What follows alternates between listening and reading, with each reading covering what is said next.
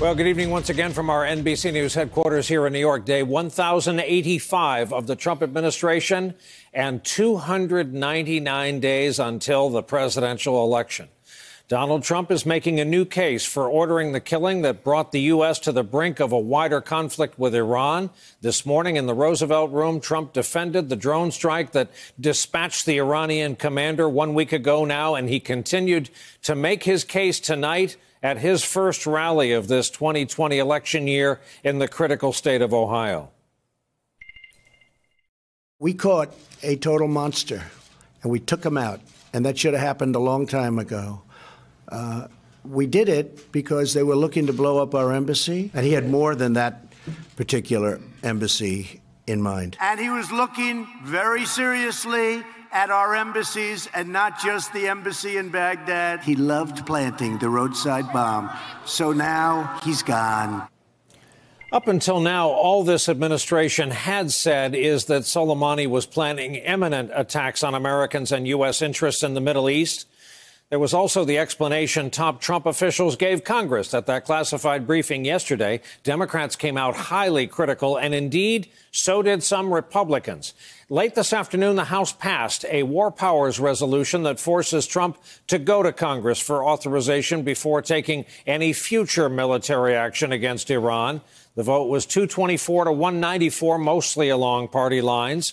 Tonight, Trump blasted the vote, and House Democrats moved to put a check on his powers to reassert congressional authority. They're all trying to say, how dare you take him out that way? You should get permission from Congress. These are split-second decisions. You have to make a decision. So they don't want me to make that decision. They want me to call up, maybe go over there. Let me go over to Congress, or come on over to the White House. Let's talk about it. We heard where he was. We knew the way he was getting there.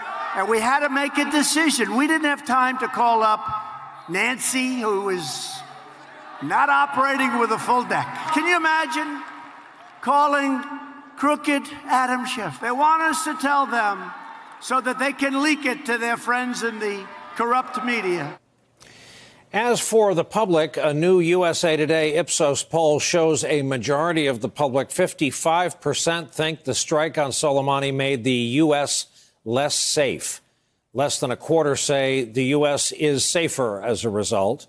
Tonight, one tragic result of this latest conflict has become clear.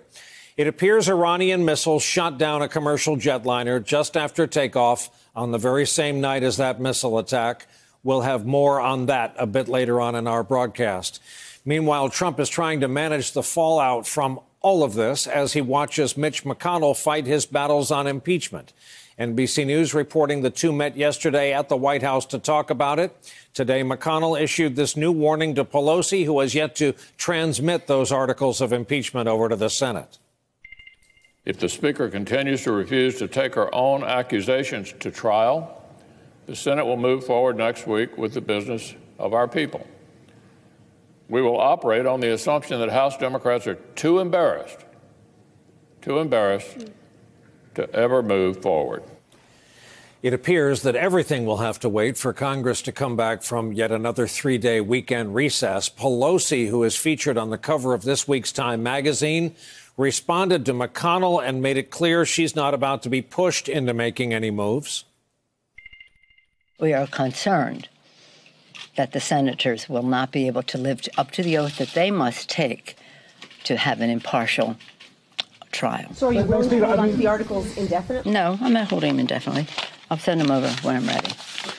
And that will probably be soon. We want to see what they're willing to do and the manner in which they will do it. We need to see the arena in which we are sending our managers. Is that too much to ask? She has used that word before. Her concern about the arena has to do with whether or not there will be witnesses called or allowed at Trump's trial.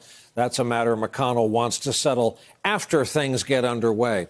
Former Trump National Security Advisor John Bolton is someone the Democrats and maybe a few Republicans are eager to hear from, and he's agreed to testify if indeed he receives a subpoena. Today, Trump sounded somewhat hesitant about the prospect of this particular former employee under oath. Do you have a problem with John Bolton testifying in the Senate trial? I'd have to ask the lawyers because we do have to me, for the future, we have to protect presidential privilege. When we start allowing national security advisors to just go up and say whatever they want to say, we can't do that. Hey there, I'm Chris Hayes from MSNBC. Thanks for watching MSNBC on YouTube. If you want to keep up to date with the videos we're putting out, you can click subscribe just below me or click over on this list to see lots of other great videos.